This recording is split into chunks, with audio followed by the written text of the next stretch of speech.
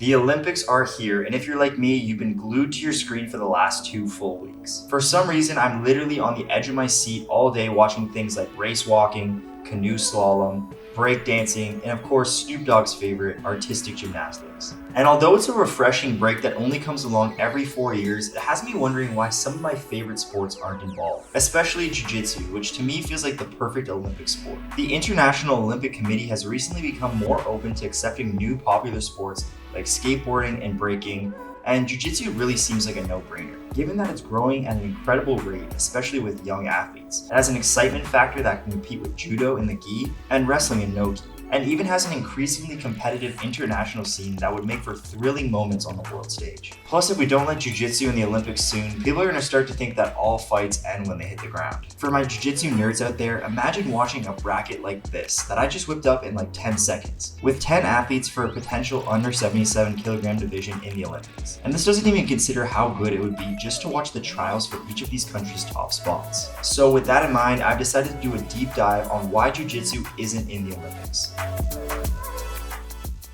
A decade before the 2024 Olympics, there was a push for Jiu-Jitsu's accreditation submitted by the IJJF in partnership with the IJJF. Now, although these are prominent figures in the sports Jiu-Jitsu world, they certainly aren't the biggest players in the game, and ultimately, their pitch failed to make it in front of the IOC in time for the Paris Games. But it wasn't a complete failure. The action plan was accepted into the 2014 Asian Beach Games, the 2017 Asian Games, and the 2017 World Beach Games in California, all of which are renowned events recognized by the International Olympic Committee, and 2 of which are described as the second largest multi-sport events in the world, just below the Olympic Games. And every year since 2017, Jiu-Jitsu has been a part of these games, but achieving the Olympic dream sort of fizzled out from there, at least for 2024 in Paris. Now, there are a lot of hurdles to make it to the Olympic Games. For starters, the Olympics require a sport to have a governing body approved by the IOC. At the moment, the IJJF is looking to continue working on securing this title and becoming the representative for the sport, which may help them to compete for a spot at the 2028 Games in LA or the 2032 Games in Brisbane. However, Jiu-Jitsu is behind, competing with a lot of other combat sports like judo, wrestling, taekwondo, karate, and boxing, which already have established sports in the games, while Muay Thai, kickboxing, and Sambo associations have already been approved by the IOC and can start to focus on making their cases for their inclusion respectively. Jiu-Jitsu would still need an approved representative before they can even start pitching for that. A problem that the IJJF faces is that they aren't even the biggest Jiu-Jitsu association in the world, and the IBJJF seems to be the obvious choice in the sport given their history and professional presence around the world. They host all of the world championships, open tournaments, smaller ones, and they have much larger competitor registrations, attendance, and even ratings. The IBJJF doesn't have any interest in applying for Olympic status though, given that it will require them to make major changes to the rules, arguably making it less viewer-friendly, negatively affecting the business model with higher costs, and less opportunity to profit. For the IJJF to have any chance of securing Olympic status, it will require more buy-in from the athletes around the world in events like their AJP Tour, which at the moment can't compare with the biggest IBJJF events. A standardized rule set recognized internationally would also be required for the sport to make the Olympics, and right now there are just way too many rule sets that exist. Take the ADCC rule set for example, which is completely different than the IJJF and IJJF rule sets. Often the matches barely even look like the same sport. ADCC is considered the Olympics of the sport, mainly because it comes around every 2 years and holds trials around the world. But they only hold no-gi tournaments and don't do any testing for drug use. Although it would make for a very exciting Olympic sport, ADCC as an organization would certainly have no interest in taking a shot at IOC accreditation either.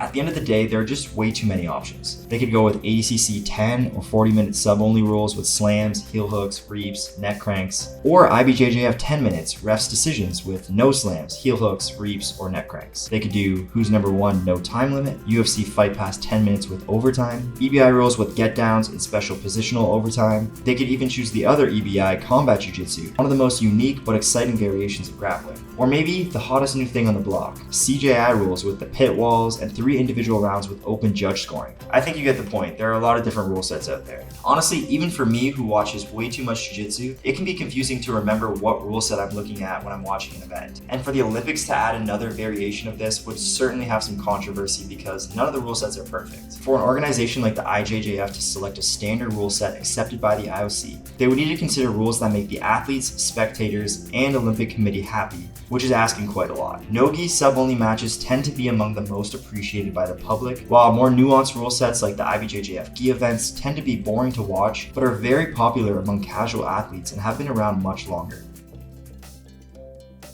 The push in 2014 was supported by world-famous jiu-jitsu pros like Mackenzie Dern and Marcus Almeida Buchecha, who backed the UAJJF saying things like, "It's a dream of every athlete to compete at the Olympics, and I'm no different."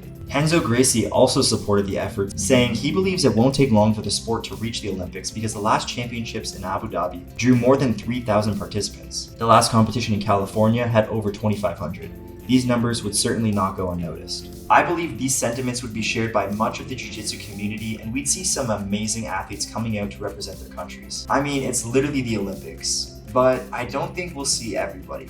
I can picture it already. Gordon Ryan going on a paragraph after paragraph rant about how he would never compete in the Olympics with a laundry list of reasons. But none more prominent than the opportunity cost of missing out on other paying tournaments and super fights that are much more worth his time. The glory can outweigh the paycheck for some people, but to really attract the very top men and women in the sport, there would need to be a halt of events going on at the same time around the world to ensure that everyone is available. In wrestling, judo, hell, even taekwondo, which have all been around for so long, this is not an issue. The Olympics are embedded in the culture of these sports, and it's established as the pinnacle of competition. In the past, ADCC didn't have financial reward, but was still considered the most prestigious event, and athletes had their calendars marked in advance to prepare all year. But already, this has changed drastically, and as soon as a new higher-paying player came to town on the very same weekend, ADCC became old news. And I'm not totally convinced that the same thing wouldn't happen if the Olympics had to compete with, well, money. There's a looming narrative around the Olympics that athletes sacrifice so much of their existence to make the games, and although the title comes with so much respect, there isn't much financial gain. Joe Rogan recently put it this way: the Olympics is a giant scam. There's 2 things going on simultaneously, okay? You have the best athletes in the world participating in their disciplines. And then on top of that, you have enormous amounts of money being made, and none of it's going to the athletes. It is a giant scam. And legendary American athlete Jordan Burroughs made $250,000 for his gold medal performance at the 2012 Olympics in London. But he would have foregone the opportunity to make $750,000 more at CJI if he had chosen that. And this is the reality for Jason Nolf, the runner-up of the US trial men's wrestling team, who won't be in Paris, but he will be in Vegas at CJI with his chance to win $1 million, which is more than he would have won at the Olympics. The conspiracy theorists and the highly contrarian nature of the jiu-jitsu community will not look well upon the low-paying Olympic spirit. Do you really think any of these guys are going to put the needle down?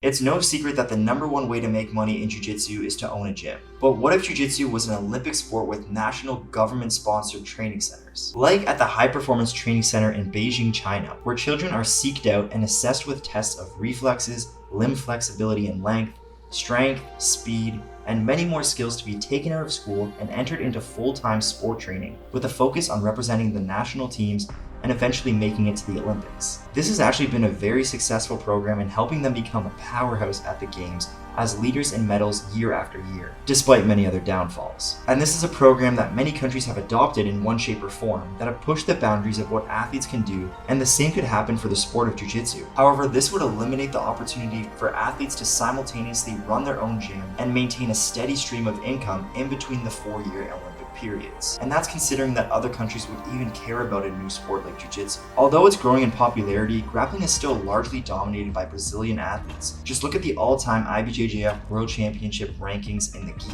Although this is just one of many rule sets in the sport, it's hard to beat those Brazilians, and it might deter the committee from taking in a sport where one country will be too dominant and others will not really pay it much mind. And the question lies, would the Olympics really advance the sport of jiu-jitsu? We know that for boxing, we aren't seeing the top-ranked pros in the world at the Olympics. And honestly, why would they? It would mean subjecting themselves to a grueling bracket with not much upside when you consider that they compete in other promotions for millions of spectators, paying them a cut to watch in person or on pay-per-view. It would mean going back to the amateurs and having 10 to 15, even 20 fights throughout the trial process before even making it to the international stage. The Olympic medal just doesn't mean what it does for other sports than it does in boxing. So if somehow jiu-jitsu found its way to the Olympic Games, it would clearly change the dynamics of the competitive scene in a complicated way. Some players would take the dream opportunity to represent their country in stride and soak in the attention from eyes around the world. Others wouldn't change too much about their careers and may even resent it due to the new implications. But what do you think? Would it overall benefit or hurt the sport on a macro level? Would you like to see Olympic Jiu-Jitsu? What should the rules? Who should be involved? And most importantly, have you subscribed yet?